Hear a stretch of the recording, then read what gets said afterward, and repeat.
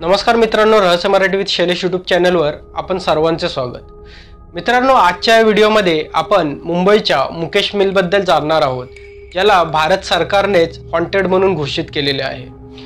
तर मित्रांनो, व्हिडिओ सुरू करण्याआधी चॅनलला सबस्क्राइब जरूर करा, ज्याने तुम्हाला पुढच्या व्हिडिओचे अपडेट मिळत राहतील। आणि वेळ न घालवता चला सुरू करू हा व्हिडिओ।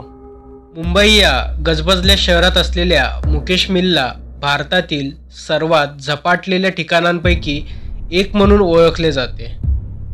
ही मिल एकेकाळी एक भरभराट करणारा कापड कारखाना होती, पण आता ही मिल हॉन्टेड म्हणून ओळखली जाते।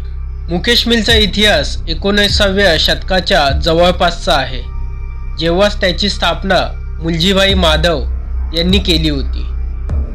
ते कापड उद्योगातील एक प्रमुख खेळाडू होते, ज्याने मुंबईच्या आर्थिक विकासात योगदान दिले आणि अनेकांना रोजगार दिला। पण जसजसा वेळ निघून गेला तसतसे बाजारातील बदलत्या गतिमानतेमुळे मिलची घसरण झाली आणि 1982 पर्यंत ही मिल पूर्ण बंद झाली। हळूहळू स्थानिक लोकांकडून भुताटकीच्या अनेक गोष्टी समोर येऊ लागल्या। मिलमधून येणारे विचित्र आवाज, आवारात फिरणाऱ्या अस्पष्ट आकृत्या पाहिल्याचा दावा केला जाऊ लागला।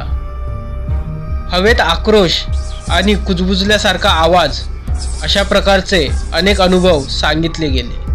मुकेश मिलशी संबंधित म्हटले जाते की दुर्घटनेमुळे एका कामगाराला आपला जीव गमवावा लागला आणि काही स्थानिकांचा असा विश्वास आहे की त्याचा अस्वस्थ आत्मा मिलमध्ये अजूनही भटकतो। सांगितले जाते की पांढरी साडी घातलेल्या महिलेची सावली ही फिरताना आणि बहुतेक वेळा बेकार झालेल्या मशिनींजवळ दिसते। अलौकिक गोष्टींचा शोध करणाऱ्या अनेक शोधकर्त्यांनी मिलमध्ये जाऊन तपास केला।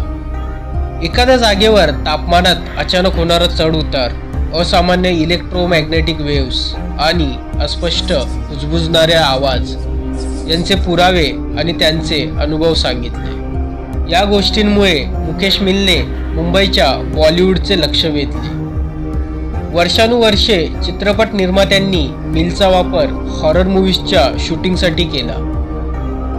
एका मूव्हीच्या शूटिंग दरम्यान अभिनेत्रीला झपाटल्याची घटना समोर आली। अचानक काही वेळासाठी ती अभिनेत्री विचित्र आवाजात मिलमधून निघून जायला धमकावू लागली।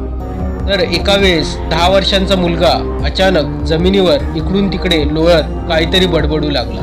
मिलमध्ये गेलेल्या प्रत्येकाला अस्वस्थतेचा अनुभव आला आहे। यामुळेच महाराष्ट्र सरकारने मिलमध्ये परवानगीशिवाय जाण्यास बंदी घालून रात्रीच्या वेळेस जाणे धोकादायक ठरवले आहे।